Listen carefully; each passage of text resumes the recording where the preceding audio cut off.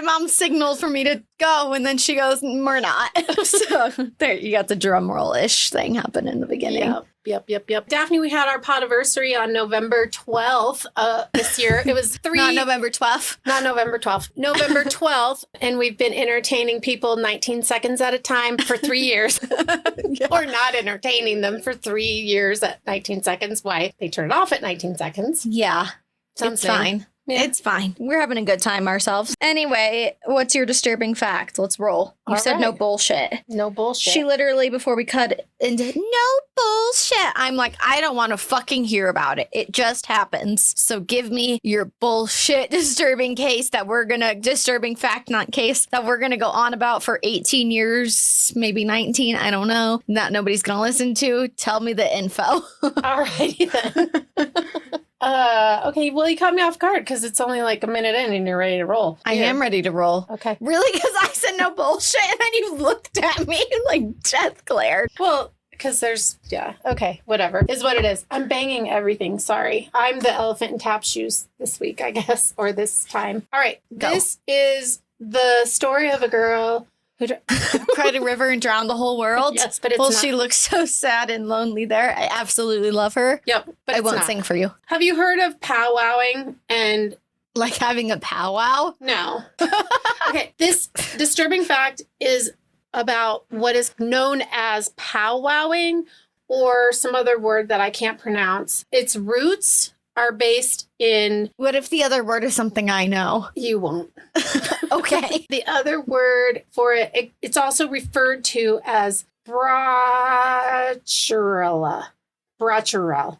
Brachyurel? Yes, brachyurel. I don't know what that means. I'm just acting like I do. Okay, so it's brachyurel. That's what is popularly known as. No, All right. Just kidding. Or popularly known as powwowing, hex reel, and of course, it's also known as the art of black magic. Oh, of course. Of course. Don't you know? So powwowing, as it's, I guess, most typically known, goes back to the 18th century, and it's the Pennsylvania Dutch, so 1700s, right? The Pennsylvania Dutch practiced powwowing all the way back into the 7th century. Sounds like you should have read this maybe I before did. you I rocked with just can't. I'm like having a day, but I want to record. So, hey, here you get me. So it originated this... Lowest views ever. Except for we're not even visible, but whatever. Lowest listens ever. So this originated from German immigrants who brought European folk traditions with them to colonial Pennsylvania. And the practices evolved over time, drawing from sources like German grimoires and Christian texts, and like people just starting to add in a whole bunch of stuff, right? So it was used for centuries, this black magic, if you will, for healing humans and livestock, and as well as just general protection. It was good witchcraft before witchcraft was bad witchcraft. It was witchcraft, yep. So a Pennsylvania family known as, their last name is Bretzius.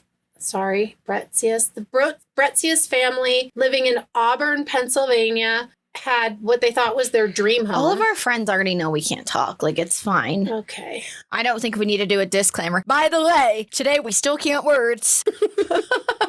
By the way, we're still going to suck at pronouncing shit. Pronunciation is not our deal. Pronuncifying is hard. Yeah. So this family in Auburn, Pennsylvania was going, like, they love their house, but like there's no insulation because it's an old house. So they start opening up the walls so they can put like insulation, because it's 2012 when they did this. Oh, okay. That's good to know. You didn't say what year it was. Well, this family in 2012, 2012, a really long This family time a in the future. really long time from now. If the earth is even still around.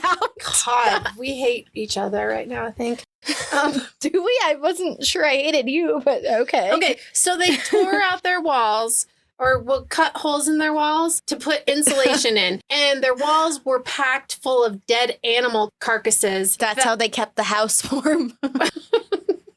Yeah, for sure. Wrapped in newspapers dating back to the 1930s and 1940s, along with spices and other random objects. And so this was the powwowing thing that people were doing. And so this was happening. These newspapers are from the 1930s and 40s. So Okay. people are wrapping the carcasses of dead animals in 1940 and putting them in the walls of their house to protect themselves. Yeah, and I mean, protect their witchcraft families. didn't stop just because they started hanging people. Black magic. The real witches just got smarter. Yeah, but that's weird. I mean, it's true. The real witches just got smarter. yeah, I The suppose. poor girls, though, who were hung. I'm sorry. that weren't witches. Yeah, probably not. So anyway, so that's the powwowing. And it's just meant to keep you safe. It's meant to protect humans, livestock, and also for like health and healing. If you have sick sheep and you don't want your whole herd of sheep to get sick, so you take one of those sheep that died. I don't know if you always shove it in the walls of your house. Right. That was my next question because I always threaten to taxidermy Bruno. So that was my next question. So anyway, the disturbing fact of it all, besides it's not really the witchcraft and it's not really People the putting practice dead of animals powwow. in their walls The- purposefully. The disturbing fact of it all is the fact that this family in 2012 opened up their walls. 2012. Ah, 2012. this family in 2012, just 2012, opened their walls and found dead animal carcasses stuffed in the walls of their house. Can you imagine if you... No, I would probably die. Like, I would probably keel over and die in that moment. Oh my God. I had such bad PTSD brought up yesterday when Dad said he had to go clean up a cat's carcass, not one of our cats. Anyway, my dad was like, I have to go clean up a cat carcass. And my cat, when she got outside and died a couple of years ago, and Dad found her riggered, and Dad was like, it's okay, you can touch her, it's fine. I think that's the first time I've ever touched an animal that was already dead that hasn't been euthanized. Like that I have, Mhm. like I didn't let Pixie go after she got euthanized, but that was in Teddy, but that was a little bit different of, they were euthanized right in front of me. Like I was holding them from living to after, Mhm. but Aspen was already dead. I don't know that the thought of touching dead things though really freaks me the fuck out. I don't know what I would ever do if I found a dead body or B, a dead animal inside of my walls. Ugh, Yes. just fucking take me out right then and there. Yeah. Well, and I will especially- be the next body that is found. Like, I don't know what... Yeah. And how long are you living in this house? Because I don't think it said anywhere, like, when they bought the house or anything. Well, I guess at that point, the decomposition would have already happened and they wouldn't Oh, smell God. anymore. No, they wouldn't smell at all. It would just be skeletal remains wrapped in newspapers with some fucking basil. And fur. Yeah. Yeah. Well, pelts last a long time, I think. Yeah. It'd be... I don't know how quickly those disintegrate. I mean, if they're not in natural environmental conditions, I don't think that they do for a very long time. As I'm looking at my bear who's on the wall, but we didn't hunt this bear. This bear was abandoned and we gave it a home and now it's in my eclectic office. He was abandoned at the taxidermy shop. And I don't know why someone was at the taxidermy shop, but Why my dad was at the taxidermy shop. yeah. And he bought the bear. And so Or Steve, my dad's best friend. So I had to think about the fact that we're just rescuing the bear because he was left behind. Somebody Yeah. shot him, had him mounted for whatever, and then never came back for him. So Yep. So he's in my office now. I am so ready to hear this, Daphne. Okay. So Happy birthday, Vienna. yes, 7 no, months later. this isn't the one for Vienna. Oh, shit. You So said you're gonna I'll have have to it for your birthday. I know, but it's hard. The one she has is hard. This one, and it's not true crime. And I figured you and I had an off mic conversation about needing to do more true crime for our visibility. And so this is a true crime case. What Vienna wants is not true crime. It's on the supernatural conspiracy theories plane. So you can interject and tell me if you know the case, but it is a more well-known case. So therefore, I hope I did it justice. I hope I do all of them justice, right? Of course. But yeah, I hope I do it justice. And I'm starting it off like Gail. In the middle of the afternoon on July 18th in 2003, 4 young people were shot to death in a living room of a Clear Lake home, which is in Houston area. The victims were 18-year-olds Rachel, I just watched a video on how to say her last name. I can't words. Colorudis, and Tiffany Rowell. And both had just graduated from high school. They were 18 this summer after graduation. Tiffany's boyfriend, 19-year-old Marcus Priscilla, and Marcus's cousin, 21-year-old Aldebert Sanchez, and he went by D. That's so sad. They had their whole lives ahead of them. And you just graduate from high school and you're Yeah. like, yes, I'm done with high school. And you think adulting is going to be awesome. The house actually belonged to Tiffany, Oh, seriously? which is cool. Yeah. Okay. Yeah, she bought the house. At 18? Uh-huh. I How'd think she she do bought it that? at 17. How'd she Probably do that? family's help. I don't know. Unfortunately, not a lot of course. victim information. Of course. But we were going to dive into them at the end of the episode because that's how we're going to wrap it up with a pretty bow, talking about the people who were taken too soon. Okay. Yeah. So Oh, just stop Shut jumping. the fuck up. Yeah, stop jumping the gun, Gail. Okay. So the killers used 2 guns and fired over 40 shots in an ambush. That seemed like it was personal, but investigators were also like, kind of looks like a drug deal gone wrong. But one of like the lead investigators on the case, Andrew Taravella, said, quote, "We had that aspect of this is somebody that they knew or trusted." Mm-hmm. End quote. Hundreds of tips came to the Houston police, but they went nowhere and the case went cold. Was there forced entry in the house or? No. Okay. That's why it looked like Somebody they knew. Yeah. So nearly 3 years after the murders, police received a tip through Crime Stoppers that linked them to the killers. Okay. In what year was this? 2003 that the case happened, that the murders happened. Okay. And then in 2006, the first arrest was made. Okay. So let's talk about the killer now, giving it all up. But of course, there's the most information on this person who gave herself up way too fucking quickly in the interviews that she was having with the police on the day she was arrested. Okie dokie. So Christine Marie Paolila, I can't say her name, doesn't matter. She's a piece of shit. Was born on March 31st, 1986 in Long Island to Lori, who was a stay-at-home mom, and Charles, her dad, who was a construction worker. She had 1 older brother, and when she was 2 years old, her father was killed in a construction accident. Aw, sad day. So I know. Following the death of her husband, her mom began abusing drugs, eventually lost custody of the kids to her parents. So they're being brought up by the grandparents at this point, Still, that sucks. Oh, it totally sucks. It's just a bad domino effect. Mm-hmm. When Christine was in kindergarten, she was diagnosed with alopecia, which caused her to, lose her hair, her eyebrows, her eyelashes. Alopecia makes your hair fall out, if you didn't know. Kids are mean. And kids are mean. So as a result of this, she had to start wearing wigs because, insecurities. Mm-hmm. She also had poor vision. So she was wearing very thick glasses, Aw. which, just didn't help her self-esteem when everyone's bullying her and she doesn't like the way she looks and everyone's mean to her about the way she looks. Then she was eventually reunited with her mom, who had overcome her drug addiction, remarried, moved the family to Clear Lake City in Texas, which is a suburb of Houston. Christine was enrolled at Clear Lake High School, where she met 2 popular girls, Rachel and Tiffany, the 2 murder victims. Mm-hmm. 2 of the 4, I should say, who helped her improve her appearance Okay.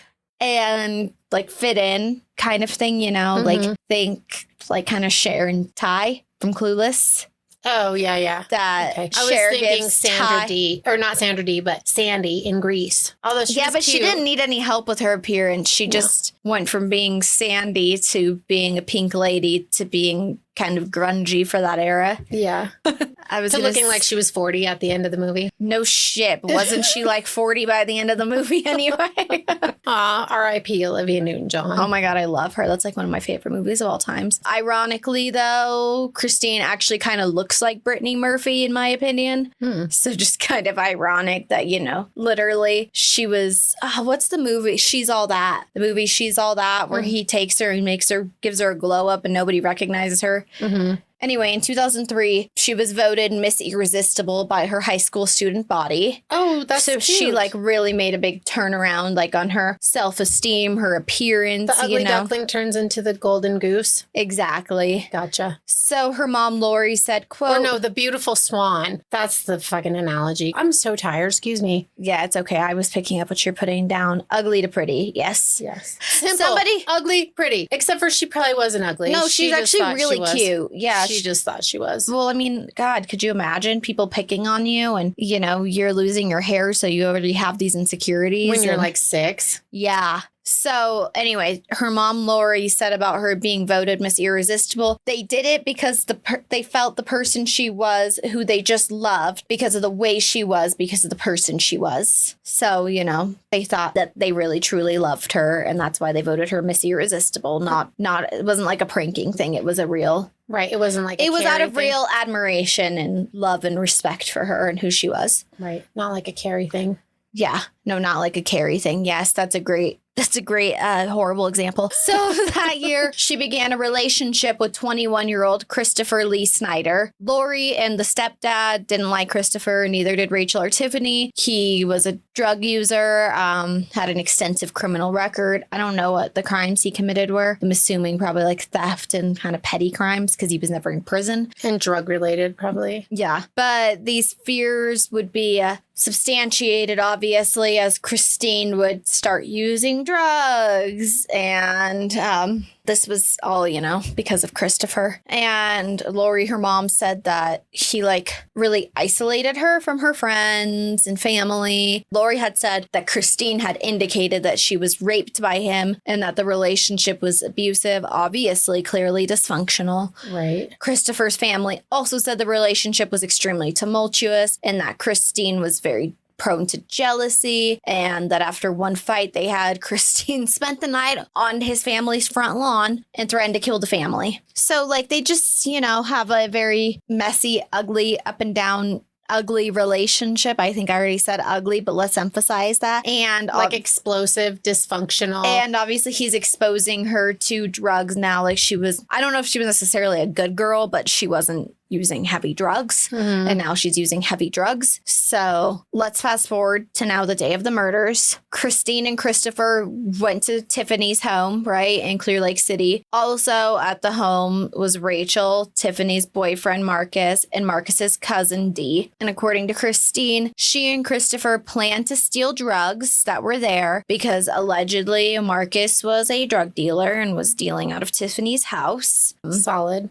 So, yeah, but who knows if it's just like... You said allegedly. Well, who knows if it's also just like he had, you know, like a gram of weed. Yeah. You know what I mean? Like they were going to go get a nug and smoke a joint. Like who knows, you know, what the extent of that is. Mm-hmm. Anyway, Christopher reportedly then got into an argument with Marcus, which led to the shooting of all 4 people in the home. All of the victims were shot multiple times with a 9mm semi-automatic pistol and a .38 caliber revolver. Rachel attempted to crawl to the phone to call 911 after she was shot, but Christine struck her in the head multiple times with the butt of the revolver. Jeez. I knew it had to be a semi-automatic weapon because there's 40 rounds. So, yeah.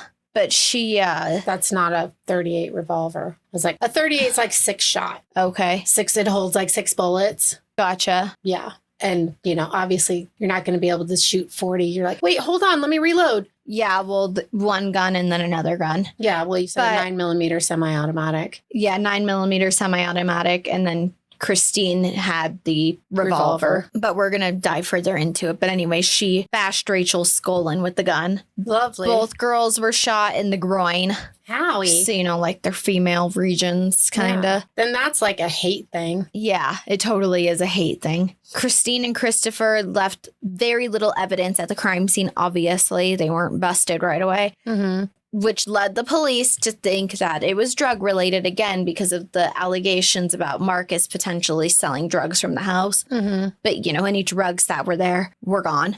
Yeah. Because they stole them. Mm-hmm. Dee, Marcus's cousin, had literally just moved to Clear Lake to get away from the North Side violence that he was, you know, around in his life and was trying to like shape up his life. And this was literally like a week or 2 before he was killed in the home. Wow. So it's really sad. The police only had evidence of like some descriptions of some suspects that people may have seen walking around by neighbors. So there wasn't like a lot to go off of. There were some sketches drawn, but anyway, not a lot to go off of, right? Mm-hmm. An hour after the murders, Christopher then drove Christine to Walgreens because she had to work at the makeup counter. So literally, Wow. you know, I'm going to go kill my friend and then I'm going to go to work. What the fuck? Yeah, that's sociopathic behavior. Something. It's not good.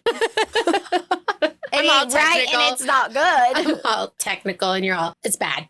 It's bad behavior. Very, very, very bad. So the case went cold, like I said. The victims' families searched incessantly for answers over the next 3 years. Police, obviously weren't really too hot on the case. They weren't finding out what needed. They weren't doing their due diligence, clearly. Right. Because if they were, they probably would have found the friends. Yeah. And they would have found the links. Yeah, they would have found the links. So anyway, George, Rachel's dad, had printed and handed out flyers to local residences. Sorry. I just feel like, too, when cops think that something's like drug related or whatever, They stop. yeah, it becomes I'm not saying It all becomes the time. political. It becomes less important to them. Like in the 70s, how all the girls that went missing were just on drugs and runaways and not like actually killed and kidnapped and killed. Right. It's like The case of the 11, they Yeah, thought that some of them were just off doing whatever, not that they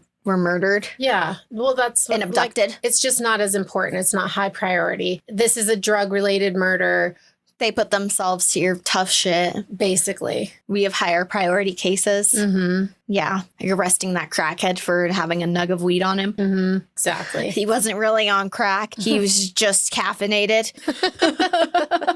Anyway, so George, Rachel's dad, handed out flyers, local residents, put up billboards along the Houston highway, was raising awareness about the case, offering a $100,000 reward, trying to solve his daughter's murder. So in 2004, then Christine and Christopher broke up after he was in jail for car theft in Kentucky. Sorry, he was in Kentucky. Okay. But she was still in Texas. She entered a rehab facility in Kerrville, Texas. There she met Stanley Justin Rott, who goes by Justin, who was also a heroin user. Awesome. And she began a relationship with him. The couple was then married in March of 2005. And around that time, Christine came into $360,000 of a trust fund left by her dad. Wow.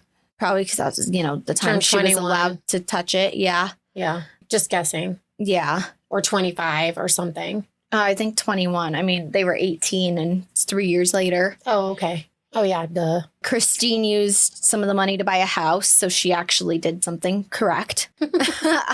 Then in July of 2005, the second anniversary of the murders, Christine saw a blip on the news about it. Mm-hmm. And she became really upset, obviously visibly distressed, all the things. And she saw the sketches of herself and saw the sketches of Christopher. Oh, shit. And so she was like, Justin, I have something to tell you. Full disclosure, We I'm a did murderer.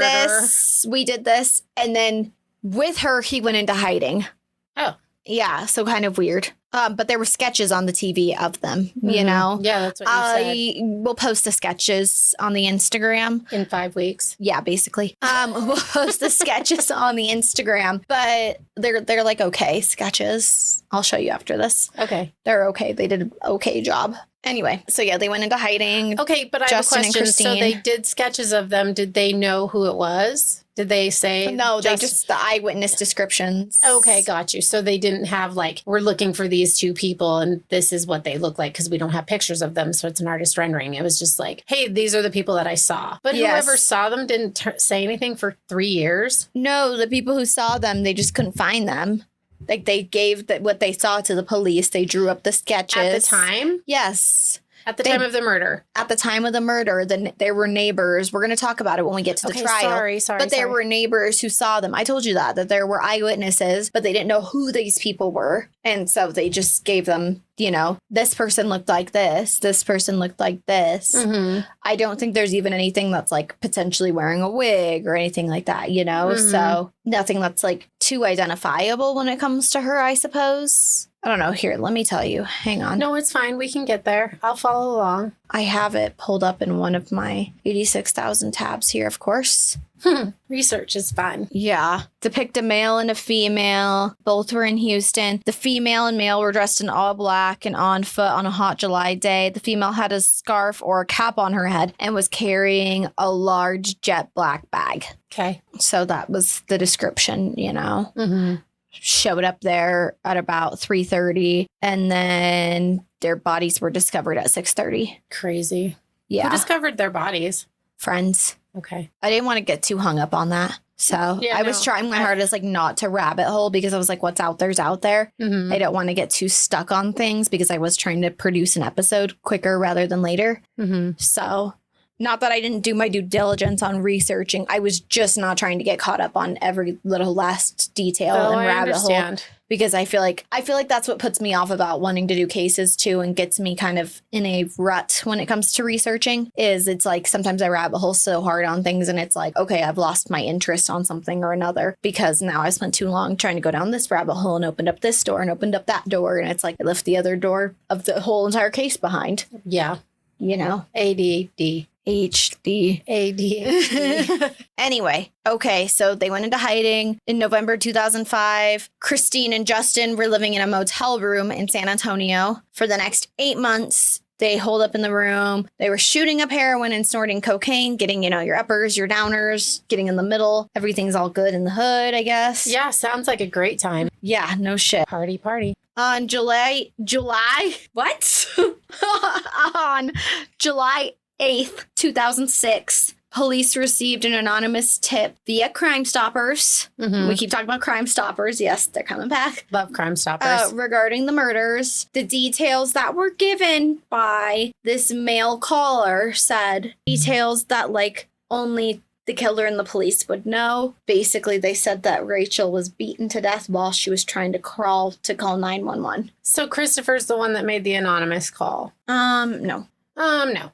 Okay, well, you said it had to be somebody that knew. Yes. Didn't she tell her husband? Well, I didn't know if she told him all the details. Well, she told him. Although I saw things that said it was later reported that he wasn't the one who called, but then I don't know who would have called. So I don't know. Anyway, yeah, male voice maybe was Justin, maybe wasn't Justin. But no, it was not Christopher. That is fact that it was not Christopher. Okay. Yeah. So anyway, she admitted to male person. I was a part of this. I beat my friend to death, which is why we know that she beat her friend to death was because of this call right here, because she's going to deny it for all of time, of course, that she beat her friend to death. Okay. Her version of events is very different than what's... The crime scene? Uh-huh. Okay. Yes. So police tracked Christine down in San Antonio and arrested her on July 19th, 2006 at 11:55 a.m. That's important. The timestamp is important right there. Okay. When police entered the hotel room, there was a bunch of evidence that they had been using substantial amounts of heroin, hundreds of used syringes everywhere. She was wearing a t-shirt stained with blood and she had needle marks all over her body. Jeez. Christine's husband, Justin, was also arrested because of the 70 vials of heroin that was in the room. Wow. After their arrest, Justin told the police that Christine had confessed to him that she had been an active participant in the murders. He stated that Christine had gone back into the house and beat Rachel to death with a gun after finding her still clinging to life and attempting to call 911. Okay. So her husband said it too. So the Yep. Crime Stoppers call said it and the husband said it. That's why we don't know if it's him or not.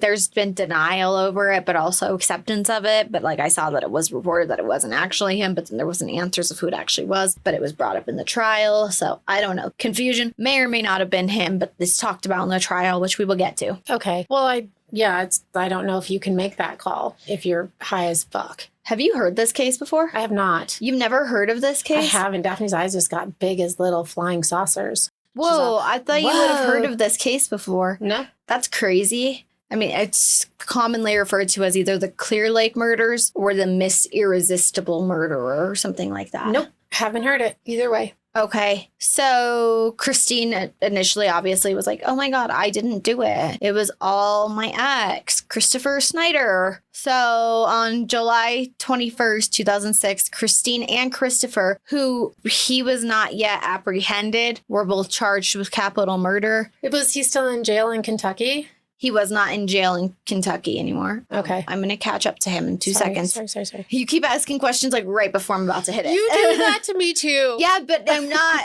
Yeah, but no. I'm I don't know if I'm actually right about to hit it when you ask me questions. Literally, just let me read this. Christine's bail was set at $500,000 because she was considered a flight risk. And then my next line is, so let's catch back up with Christopher. Yay, Christopher. Except for not really. Yeah, fuck Christopher. Fuck Christopher, but I want to know. I want to catch up. Yeah, we're catching up with him right now. So in June 2006, he moved to Greenville, South Carolina, where he was living with a woman who he'd met online. Odd. Don't really know many details there. After Christine's arrest in July, one of Christopher's family members called him to inform him that there was a warrant for his arrest in relation to the murders. So then he killed himself. Okay. Yeah. Didn't see that coming. Somebody gave a tip to the police that he may have killed himself, and police went to Greenville and searched the area where he was reported to have last been seen, and his decomposing body was found in a very heavily wooded area on August 5th. The same year, 2006. It was later determined that he had overdosed on a prescription medication. Wow. Coward. That Fuck is him. so true. Okay. Coward.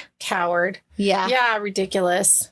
Yeah. It's like, And to take pills. right? Like, That's like the way to next take the level easy of way being off. a big baby. Right. Like, I've killed these people and I don't want to Can't go even to jail shoot for myself in the head. Yeah, exactly. Or hang myself. Yeah. I'm just going to take pills. I'm going to go to sleep and never wake up. Yeah, I'm going to go peacefully. Yeah, it's fucked up. Yeah, piece of I shit. hope he didn't go peacefully. He doesn't deserve that. Nope. So during her interrogation, she was escorted to the San Antonio Police Department, obviously, where she agreed to be interviewed like on tape. They have taped interviews and recorded interviews of her. Mm-hmm. And during the investigation, she admitted to driving to Tiffany's home. They were there to purchase drugs, and that they went back a second time because they forgot something. That's what she Okay. told the police. The interview ended, but the tape was still rolling. Mm-hmm. And she was like, they have like this footage of her like very visibly becoming like sick and starting to like deteriorate. She was beginning to get like really weak and sick. And then she requested to see a nurse because she was bleeding. And then she was transported to Santa Rosa Hospital at about 4:12, where her medical records show that she was on her period, but there were no other signs of bleeding. Well, and she's got to be in withdrawal, right? Yep, that's exactly it. She said that she hadn't taken heroin since roughly 10 a.m. and she was accustomed to taking it. Guess how often?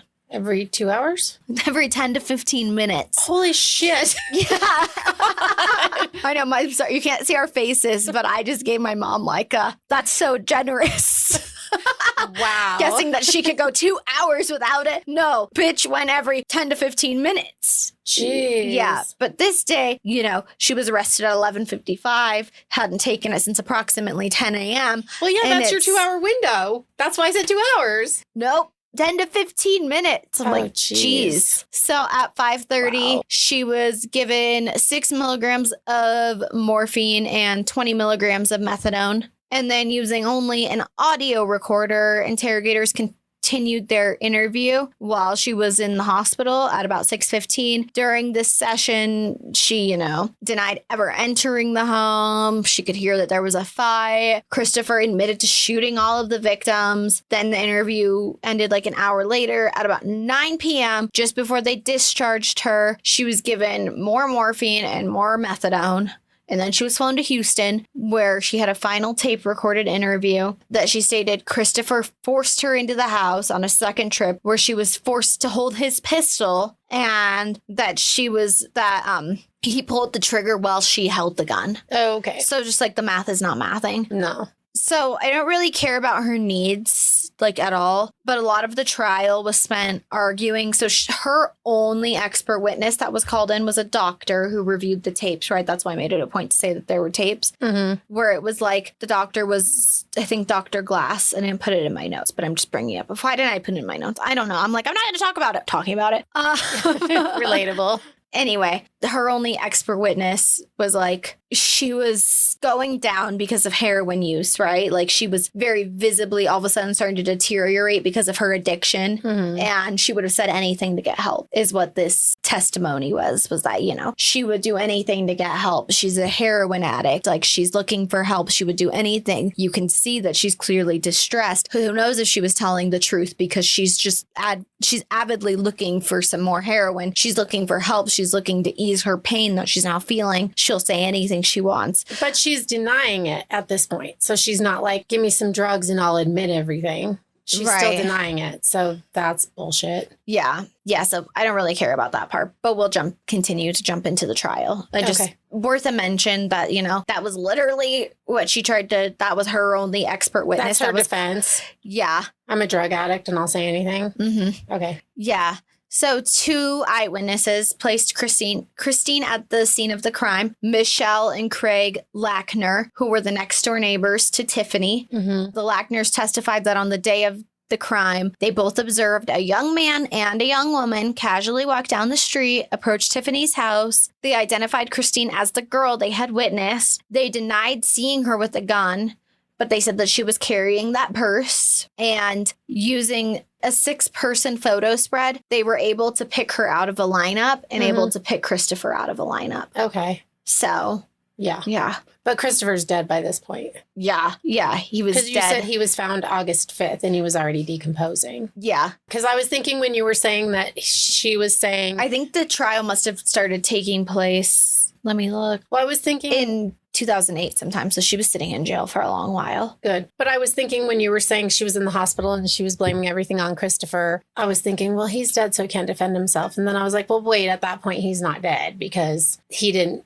she got arrested and then his family was like, oh, dude, you have a warrant out for your arrest. And then he went and killed himself. So no, he was never questioned by the police, nothing. But I would say that that's pretty admittant of guilt. Yeah. I would say so. Killing yourself instead of, you have a turning warrant yourself out for your arrest for murder. Oh, fuck. Yeah. No. Yeah, swallow a bunch of pills. Glug, glug, glug, glug, glug. I'm going to have nice dreams and never wake up. No, I hope burns in hell. Yeah. Same. So Justin, her husband, was called to testify as well about that he had called into Crime Stoppers and what he'd called into Crime Stoppers. Justin's brother? What? What did you say? Justin, her husband, Oh, Justin, her husband. was called to testify that he called into Crime Stoppers and what he had said to Crime Stoppers. Brother. Did I don't know. Maybe I did. I'm not sure. I don't know. It probably We weren't talking about Justin's brother. If he has a brother, I'm not sure. But Justin's brother, I'm pretty sure, didn't play any part in the trial if he exists. Just Justin. Just Justin. And whose real name was actually, whoa, what happened to my Stanley. voice? Ooh. Yeah, his real name's actually Stanley. So he's on trial saying that she told him that she did return to the house to make sure everyone was dead. And that's when she found Rachel choking on her own blood, trying to call the police, and that she beat her to death with a gun until she was dead. Fucking bitch. Yep. So here's the thing. We don't really know if I'm assuming that the ones to the groin were made by her, but we don't have proof of that. But we know that she's the one who finished Rachel off. Mm-hmm. That she, ended it for her. Made sure she was dead. Yeah. That felt really bad to say finish her off. Yeah, it sounded really bad. But I mean, she was like, nope, you're not living. I'm killing you. She made sure that she did not. That she couldn't call the police. Yeah, that she didn't survive. Yeah. She didn't survive the attack. So bullets from 2 separate guns were recovered at the scene. Kim Downs, who's the state's firearms examiner at the time, maybe still today, I'm not sure, testified that the bullets were from both sets of guns that were found in the bodies of Tiffany and Marcus, that they were both shot by the 2 different guns. Mm-hmm. The bullets were later traced to 2 handguns that were in Louisville, Kentucky, that were stored at Christopher's stepfather's home. Okay.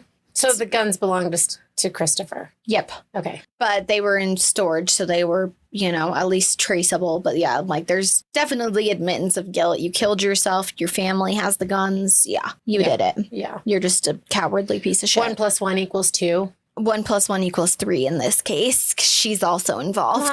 I wasn't counting people. I was counting guns and suicide. So Dr. Morna Gonsulin, the state's medical examiner, testified that in addition to having several gunshot wounds, Rachel suffered skull fractures consistent with blunt force trauma to the head. And I believe she's the only one that she had blunt force trauma, that she wasn't just shot up a bunch of times, that she, that it was a brutal attack specifically done to Rachel. Part of the defense strategy was to attack Justin's credibility because they said that he called into Crime Stoppers to claim that the reward was that he was like trying to get the reward, collect the reward that was being offered. Then they argued that he made a deal with the state to falsely testify against his wife to avoid his pending drug charges, because obviously they found them in the hotel room with 70 vials of heroin. Yeah. And they were clearly there was other drugs there, I think, too, because they said that they were also using cocaine. But I didn't see anything about them finding cocaine, just the 70 vials of heroin. Anyway, his ass should be in jail for that. And then he allegedly also had a deal with Thomas Pardue, who, I was trying to find exactly who he is. I can't. I'm assuming maybe he's part of like the DA for drug related, that made some kind of a deal with him to stand trial and he won't go to jail for drug usage. Cut him some kind of a deal. Yeah. Anyway, trying to, that this deal had allegedly with Thomas, and then Justin and Thomas's daughter Lane began dating like right after Christine was arrested. So it's just like all kind of messy. Yeah. I don't know why he would let his daughter date him, but I guess to each their own. Maybe he wasn't a horrible bad person. He was just in a horrible bad stage in life, because to be fair, he did get up there and testify against her. So yeah, I guess he's not all bad, right? Correct. Yeah, because don't you have the right to not testify against your spouse? Yeah, spousal privilege, I think. Yeah. And he's like, no, she said she did it. Yeah, I'm good with that. So I was trying to, again, find out exactly who he is, but I can't find exactly who he is. But the closing argument that referred to Justin's alleged deal with him and his relationship with the Pardue family, the prosecutor told jury, quote, "Mr. Pardue, I feel sorry for that man. I truly do. I mean, he has gone through hell for his daughter, but you don't get to know everything. You probably figured out by now that you cannot know all the facts and circumstances of a case. Here's making objections. You've got to go outside the room. You come back inside. You don't know the whole truth about everything that's happened in this case. When it's all over, we will tell you the whole truth." Okay. So I think they're just trying to like pin some of it, like that Justin's a bad person and against him. I don't know. It doesn't really have a lot of prevalence to Christine's actual murder trial. No, but it's just kind of an interesting point of the case that, they're trying to target Justin, even though I like Justin personally. He testified against her. Yeah. I mean, you can't, I don't know. Addiction's bad. Addiction's a demon. It's a whole thing. But also, by the same token, it doesn't sound like he was a horrible, terrible, bad human because, again, he testified against her. Well, yeah. I mean, like you said, it's a demon. It's a thing. But it doesn't necessarily make you a bad person. Yeah, exactly. It just means you're making bad choices. Yeah, bad choice doesn't make a bad person. Correct. A set of repeated bad choices, sure, for a lifetime, yes, can make you a bad Killing person. people as an example. Yes, Christine as an example. On October 13th. I don't like that closing argument because it just feels like a bunch of bullshit statements. You don't know the whole truth and we'll tell you at the end. Like, what the fuck? Like I said, I think they were just trying to paint the husband in a bad light, even though it's like, why? Yeah. And if the whole truth is going to get her off, then don't you want to say that in fucking court? Literally. Yeah. It's like, and he said it. He was like, yeah, she told me all these things. She's said that, actually, I don't know if she said that she beat her over the head, but we knew that it was a passion, therefore it wasn't Christopher. And she admitted to going back in the house to making sure that they were all dead. So it happened later. Yeah. And I don't know if the going back into the house was like 5 minutes later or 2 hours later, but we know that it happened at about 3:30. Their bodies were found at about 6:30. Okay. So anyway, on October 13th, 2008, the jury convicted Christine of 4 counts of capital murder. As she was 17 at the time of the crime, she wasn't able to have the death penalty, which she would have gotten because they're in Texas. Yeah. So I'm glad. The following day, she was sentenced to life in prison. I know, me too. I literally was having this conversation with a friend yesterday. And I was like, the death penalty, yeah, it sucks. And it's like this huge super debate about ethics and whatever. But I'm not here to debate the ethics of it. It just feels like the easy way out to get the death penalty. I mean, it sucks, obviously, for those people who were wrongly convicted. That fucking sucks. Yeah. That's It's horrible. undoable. Yeah, but life in prison and you're guilty. You have to sit there and think about what you did every day and what put you here. And hopefully, you rot a little bit for it. Yeah. And you repent a little bit for it. I mean, I don't care if she's repenting. I don't care if anyone's repenting or not for what they did. Just that they have to sit there and think about it and that they don't get to die. Sorry, Yeah. I smacked the microphone. That Exactly. they don't get to die. So on November 29, 2008, on the grounds that, quote, the trial court abused its discretion in setting Christine's amount of bail at $500,000, she tried to file an appeal, but they decided that it wasn't an abuse of discretion and affirmed her original sentence. Then in 2009, she and Justin divorced. Then in 2011, she filed more appeals, which were also denied. And as of this month in 2025, she's incarcerated at the Christina Melton Crane unit in Gatesville, Texas, and she'll be eligible for parole in July of 2046 when she'll be 60 years old. That's not fair. Now, I want to wrap it up with a pretty bow because fuck that bitch. And let's talk about the victims.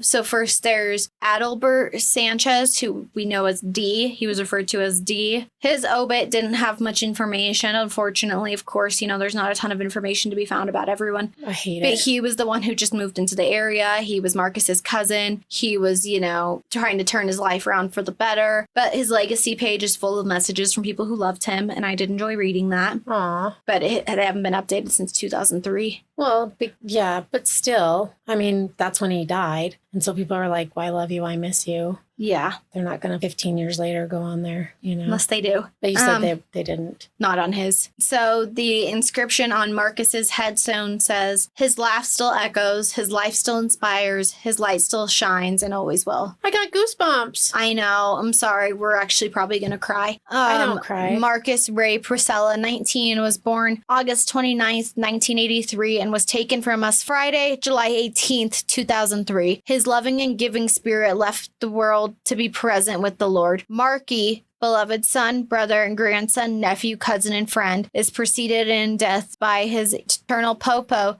Jimmy Longora, and then, just about his family right here, about who's still alive.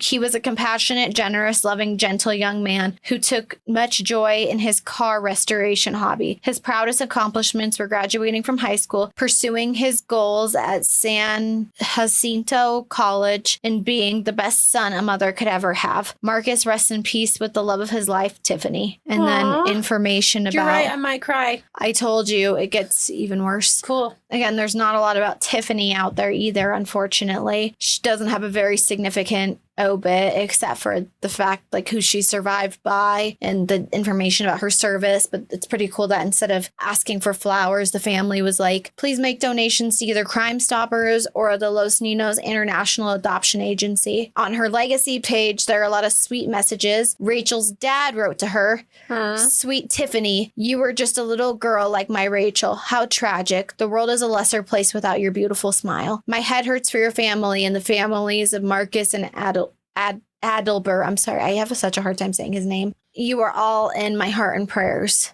And then there's Miss Rachel. This is from her Find a Grave and her obit. I'm sorry, I can't words. I'm having such a hard time and I'm tearing up. I know, me too. I'm tearing Rachel up. was Very born sad. on November 20th, 1984 to George and Ann Colorodis. Rachel recently graduated from Clear Lake High School and had plans to attend college. She loved her country and considered joining the United States Air Force. Rachel was a diligent worker and received exemplary reviews by each of her employers. She was employed by the UPS store and Randall's and Denny's over the last few years. Rachel frequently babysat neighborhood children because she loved and adored them. She was a talented artist. Her drawings are cherished by her family. She loved to cook and was always eager to perform household chores. Rachel led a co-ed youth drama ministry at the Clear Creek Community Church from 1999 to 2001. She also served as a youth counselor at various summer camps and vacation Bible schools. She loved life and was known for her long, beautiful flowing hair and sensational smile. She had a quick wit and was fun to be around. She loved her brother and two sisters deeply. She was the apple of her mother's eye and her daddy's little girl. We love you, Rachel. You're beautiful. We'll miss you all the days of our lives. And then, of course, the info about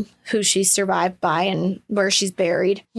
And I just want to leave with some of the messages from her dad that are on her legacy page. This is the one from July 16th of 2020. Rachel, I think about you every day. I love and miss you so much. I want to write to say something profound and meaningful to you, but as usual, I can't come up with anything. I'm sorry, honey, so sorry. In 2 days, the anniversary of your death comes to us again. Your sisters are doing well and are busy having children, each with good husbands. Not sure how heaven works, but I hope you know these things. Of course, your mommy and daddy miss you every single day, every day. And then on July 16th of this year, I know my mom's crying. She never cries. I'm crying too. I miss you every day. I will always wait until I see you in heaven. I love my dear daughter. He wrote that to her this year. That's what I'm so saying. Like sad. he still writes on her legacy page. Yeah, because you said unless they do. Yeah, and people were writing also like more recently on Tiffany's legacy page. Like I said, like her dad, George, who's writing all these things, who, Rachel's dad. yes, Rachel's dad, George. Yeah, I just couldn't, obviously we got a lot about Rachel because her family wanted to make sure it was out there and that her name was known and all these things. But I don't have a lot of that for the other victims, unfortunately. Yeah. There's not a lot that I could find about them. So sad. Yeah, it's fucking horrible. And Yep. of course, the information that's out there is about the murderer, Always.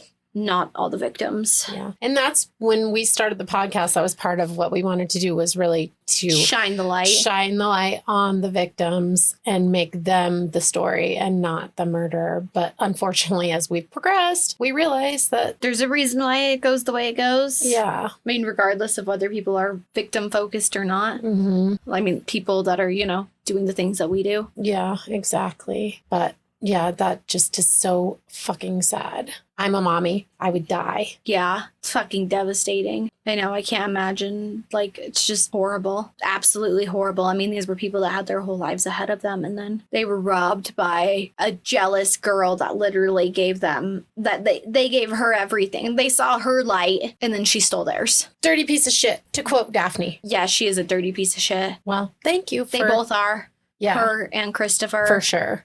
That's why I was like, when I was trying to learn how to say some of these names, I was like, I don't care about her last name. I'm not I didn't gonna even worry too look. much about that. I didn't even look. I was like, yeah, her name's Christine. We don't usually refer to them as their last names anyway, so Yeah. didn't really much matter to me. Yep. All right, well, that's it. Well, thank you. You did do a great job. I think you did it justice. I've never heard of it, so I think you presented it very well. Thank you. I hope so too. I hope, if any of the families tune in that, they're okay with the way I presented it. It just broke my heart. And that's why I couldn't rabbit hole too hard, because I was like, I don't want to know about the friends that found their bodies. I don't want to know about their devastation. Yeah. It's going to break my heart even further. And it's great that they found their bodies, but they're not the story. Correct. The story is this ugly piece of shit and the 4 beautiful lives that were stolen. Exactly. The 2 ugly pieces of shit. 2 ugly I pieces should of say. shit. All right. Well, you can follow us on Instagram at That's Disturbing Podcast, where you can send us a case request. I'd love to get a case request. I'm working on Vienna's. It's just, I needed, like we just said, to do something true crimey. So Vienna's is in the works and will be my next priority. All right. Well, that's all I've got. Bye-bye.